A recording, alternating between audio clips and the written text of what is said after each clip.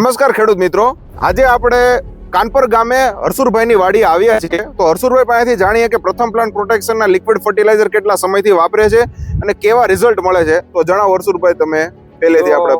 આ સાહેબ હું તો છે ને 2013 થી આ બધો ગ્રેડ વાપરું છું અને એ ગ્રેડમાં મને સંતોષકારક બધું થયું.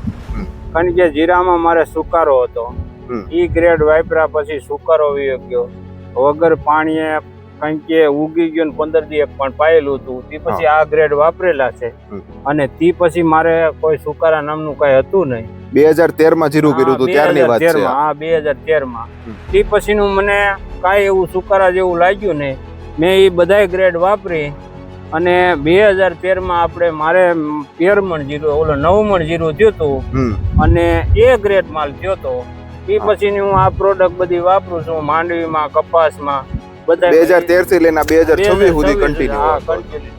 અત્યારે તમે મગફળીમાં વાપર્યું છે, તો આપણે લાઈવ ખેડૂત મિત્રોને એકવાર છોડ ઉપાડીને આપણે બતાવો. આમાં 30-20 વાપર્યું છે. 30-20 વાપરેલું. ગ્રેડ વાપરેલું છે. હા, એકાદો આપણે છોડ ઉપાડો ને બતાવો કઈ રીતે સુયા અને કઈ રીતે આમાં સિંગુ બેઠેલી છે અત્યારે.